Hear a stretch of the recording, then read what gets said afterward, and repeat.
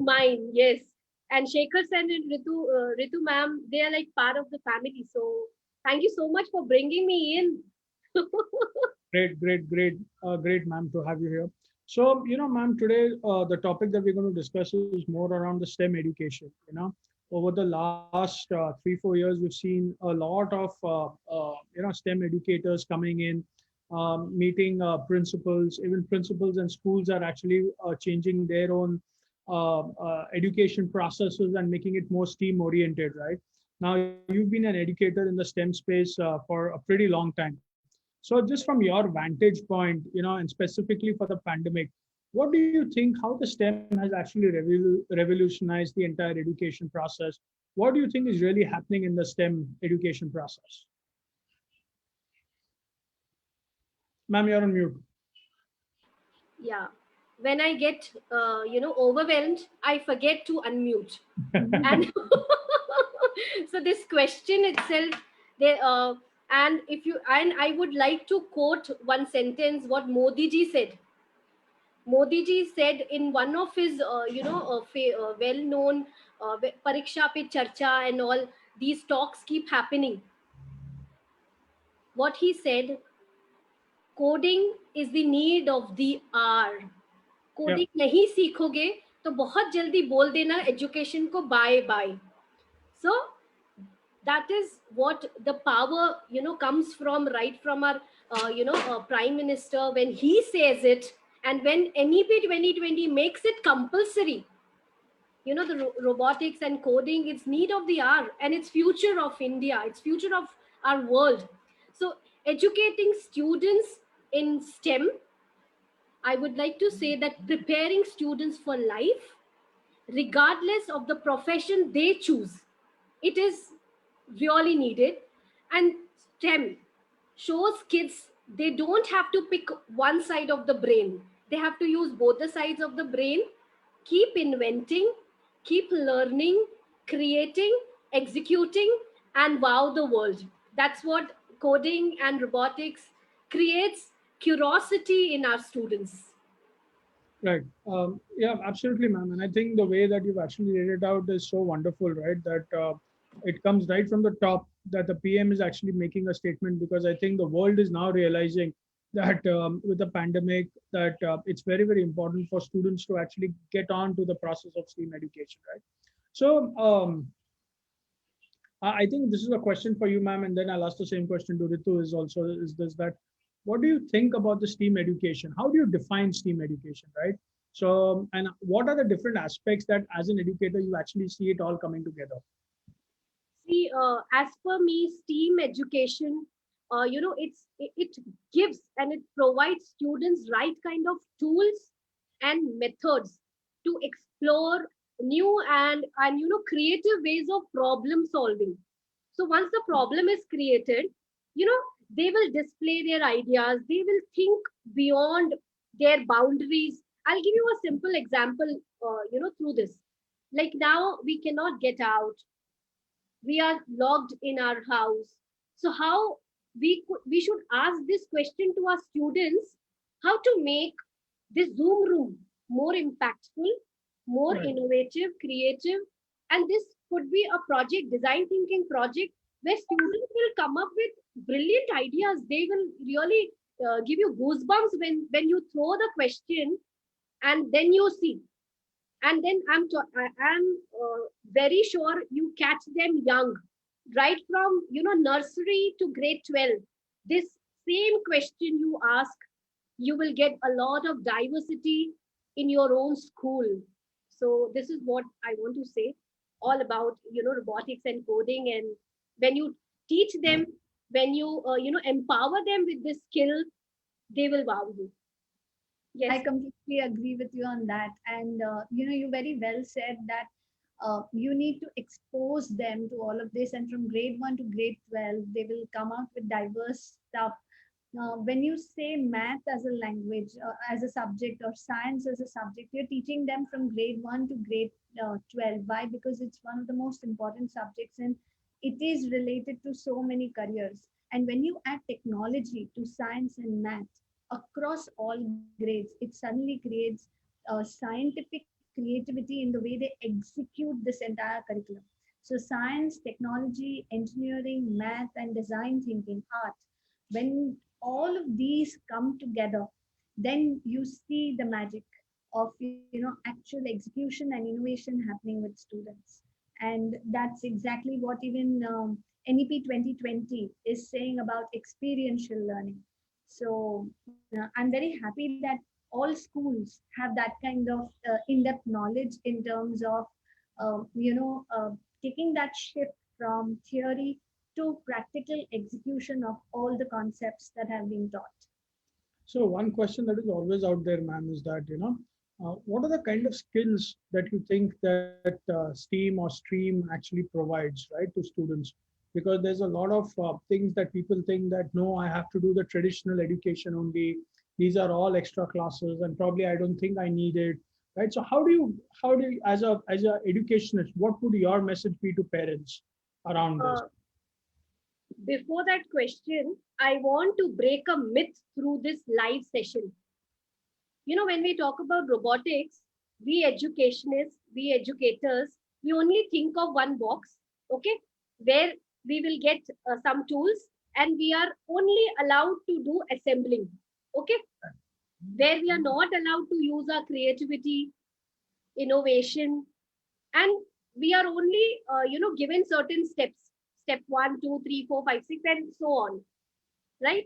Where what I believe, and even I have seen in your kids as well, and I must congratulate what you launched a revolutionary kit during the time of Diwali, if I'm not wrong, where Right. the same kit was used for to make many small little inventions. So their planning, executing and creating is involved. Multidisciplinary approach is involved, as ma'am rightly said, that it involves other subjects also. It involves math, science, art. At times you can, once the your product is ready, like for example, if I talk about touch free dustbin, you can decorate it, Yep. where the art comes in. You, and then marketing, branding, whatnot, you can name it and you can sell it. There's so many, you know only one robotics and coding, it's so powerful, where your creativity, your collaboration, you can be a global citizenship. You can get all this. You can be a global citizen through creating your own. I'll give you one example where my student, what he did, he came up with COVID free dress. Can you imagine? And talking to various people, various designers, and coming back and creating a small, uh, a miniature rather. Of course, the child will think from his perspective. He actually created a COVID-free dress. So what are we doing? We are looking at sustainable goals as well, right? Yes. So design thinking is another one. Child is, we have given them one question. Through that question, child will be forced to think and come up with various, solutions. And as in design thinking, it says prototype and then test it and then again redesign. If it is not working, that's fine. And do mistakes. This message is for all children. If you fail, you are at the right path, my dear students, those who are listening. That means work is in progress. I always, treat mistake as a success, the first step to success, isn't it?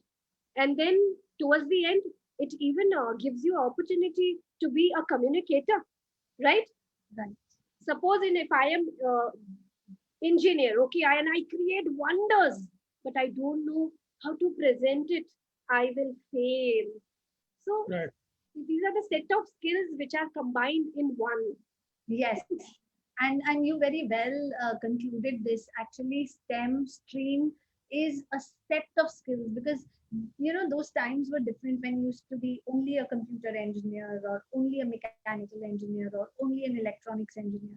Now, the way automation is taking place, technology is evolving and revolutionizing so many things. It is important to be multi-skilled. You may have depth knowledge in one, but how your knowledge combines with all the periphery.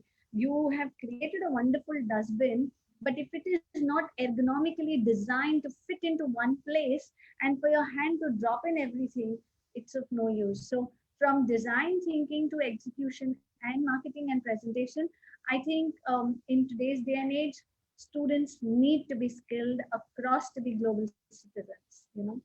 That's very well. That's very well put. I think these are all new age skills, right? These are skills that students actually require more now for sustainability rather than saying that these are, value added skills. These are now the necessities now. So moving on, ma'am, one more question to both of you is that, we've seen that the students actually, they continue to kind of learn the basics during the pandemic, right? How do we encourage them to continue to broaden their areas of learning, right? Not only robotics and coding, but even music or even taking up another hobby. How do we ensure? Because I just feel that at times, pandemic is there, will continue. This hybrid model of online, offline is going to be the future also, right?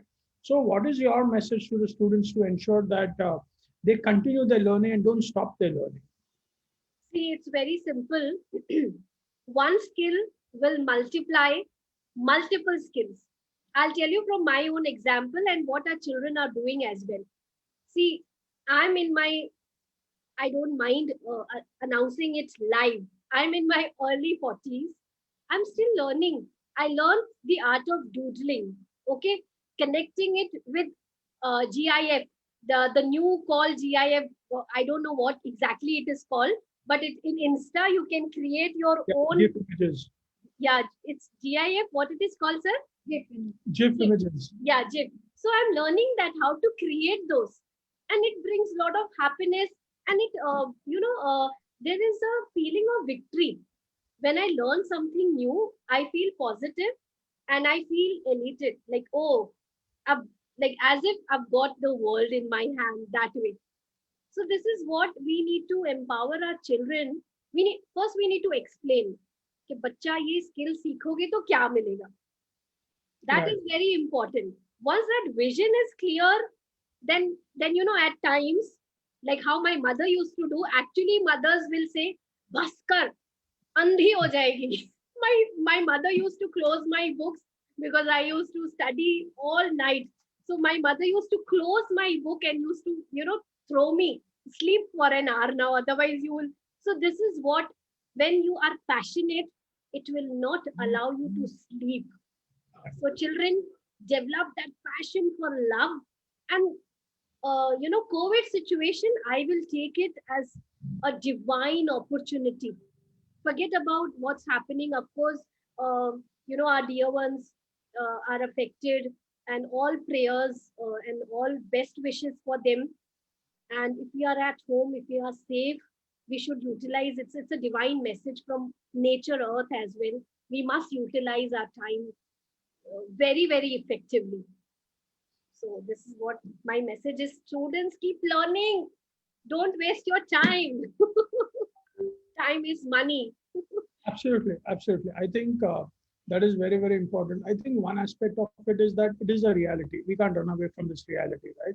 But at the same time, students cannot stop learning. They should continue to invest in their learning, right? And I think that's a very, very positive message that you've actually provided. And I forgot one thing.